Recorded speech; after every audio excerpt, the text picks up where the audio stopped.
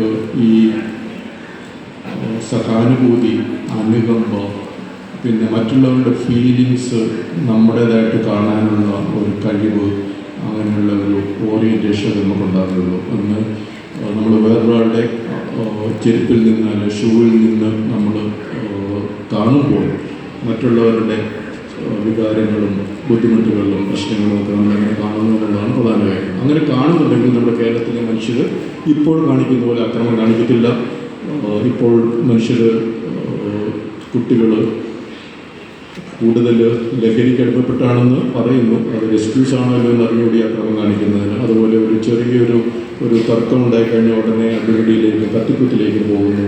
വഴിയിൽ വണ്ടി ഓടിക്കുമ്പോൾ, ബൈക്ക് ഓടിക്കുമ്പോൾ ഒരാൾ മറിച്ചിക്കഴിഞ്ഞാൽ, ഒരാൾ സൈഡ് കൊടുത്തില്ലെങ്കിൽ വീണ്ടും അടിപിടിയായി, ബഹളമായി. ഒരു മാസം മുമ്പ്, 2 മാസം മുമ്പ് ഒരു കാറ് ഉരസി എന്ന് പറഞ്ഞിട്ട് ഒരാളെ കൊന്നു കളഞ്ഞു. അങ്ങനെയൊക്കെയുള്ള സംഭവങ്ങൾ നമ്മുടെ നാട്ടിൽ നടക്കുന്നതിൻ്റെ കാരണം നമുക്ക് ഈ എംപതി, സഹാനുഭൂതി എന്ന ഒരു ഫീലിംഗ് ഇല്ലാത്തതുകൊണ്ട്. അതിൻ്റെ പ്രധാന കാരണം നമ്മുടെ സമൂഹത്തിൽ വായനയില്ലെന്നായി.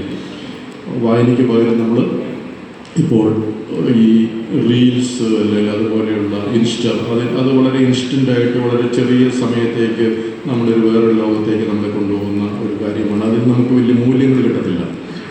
ഓഫ്കോഴ്സ് എൻ്റർടൈൻമെൻറ്റ് കൊള്ളാം. അപ്പോൾ എല്ലാവരും ഈ വായന ഉപേക്ഷിച്ച് ഇപ്പോൾ ഇങ്ങനെയുള്ള കാര്യങ്ങളിൽ അതിൽ കൂടി അറിവ് കിട്ടും, അത് കൊള്ളാം, ഇപ്പോൾ ChatGPT എന്നെല്ലാം കിട്ടുമല്ലോ, പിന്നെ ഇതിനാണ് ഞാൻ അധികം വായിക്കാൻ പോകുന്നത് എന്നൊക്കെയുള്ള ചിന്തകളാണ്. പക്ഷേ നമ്മളുടെ ഒരു ഹോളിസ്റ്റിക് ഡെവലപ്മെൻറ്റിന് നമ്മൾ ഭാവിയെ നയിക്കേണ്ട ആൾക്കാരാകണമെങ്കിൽ തീർച്ചയായിട്ടും നമ്മൾ വായന ആവശ്യമുണ്ട്. നല്ല ബുക്കുകൾ വായിക്കണം, ക്ലാസിക്സ് വായിക്കണം. ക്ലാസിക്സ് വായിക്കുമ്പോൾ ഉള്ള ഗുണങ്ങൾ, പല ഗുണങ്ങളുണ്ട്. അതിൽ 3-4 ഗുണങ്ങൾ ഞാൻ പറയാം. ഒന്ന്, നമുക്ക് ഏകാഗ്രത ഉണ്ടാവും.